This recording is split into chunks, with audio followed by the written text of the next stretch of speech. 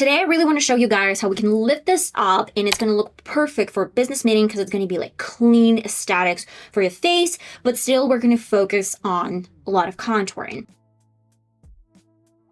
I will be going with my L.A.Girl Contour wand. I love that it's cool tone, but you can use any other colors, such as bronzer. It's going to work fine as well. I'm going to get started with a very high point of my cheekbone, and I'm going to place the product right here. I'm using 3 dots, and then we're going to add a couple more dots right here. It's going from the tail of my brow. This way we can lift up and snatch this part of my face, and then we're going to work with concealer to make sure that it doesn't look saggy, but it looks up.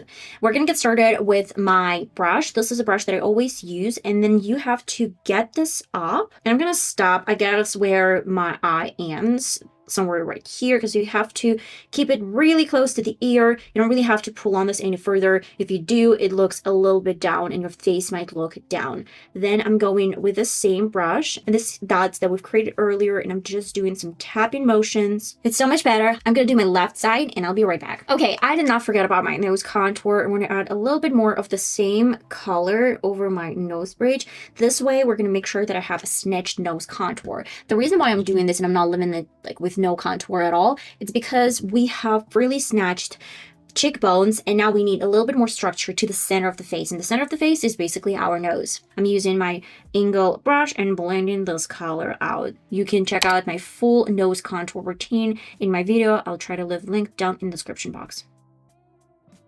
With my beauty blender, we're going to smooth out any harsh lines for my cheekbones, my foundation, and of course my nose contour. And we're going to finally clean all those lines with concealer. I'm using Givenchy. You can use any other concealer. The one that I can recommend and a budget version is going to be Makeup Revolution. This is a stick that you can use as concealer for any parts of your face. It's not liquid, it's a little bit different formula, but still not a bad option. I'm placing this right under the line we've created, and you can tell that it's almost like the middle part of my ear, and I'm going up as high as actually possible. Then I'm going to add a little bit over my chin, my forehead, and a couple dots right here where my nose bridge is staying. So for the under eye area, I'm using L.A.Girl Pro.concealer. This is one of my favorite concealers for the under eye area because it's not creasing and it's not sitting in the smiley lines or just any lines. For the rest of my face, I'm using Beauty Blender, and for the under eye area, at first I'm using my fingers, and then I'm going to go a little bit more with the Beauty Blender to take off some extra product.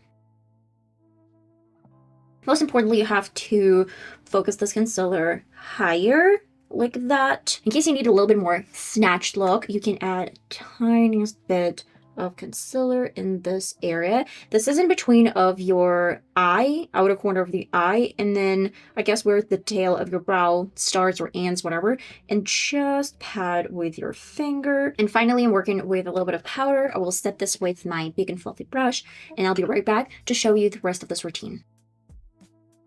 And right now, I'm going to repeat the same steps, but with powdery products. This is Eclipse Sculptor Art Visage. You can go with Sephora, depending on any contour that is available, or you can even use some eyeshadows from your palettes that have similar cool tone, grayish, brownish shade. So what we're going to do, we're adding a little bit of this color with a brush on top of the previous shade, and try to make sure that you don't really get this on top of the concealer. So we're kind of like trying as much as possible to focus this over my cream product, and then I will add a little bit more in this area with Sephora Contour, but you can keep on using the same contour that I showed you a little bit earlier in the video. I'm going to add a little bit more because this one is a little bit more intense, and I want to make sure that the nose structure is on point, and I need very, very good structure. Finally, I'm gonna need a little bit more of a bronzer. This is just my favorite step in the entire look. Tap this on the back of the hand and add on top of the nose tip,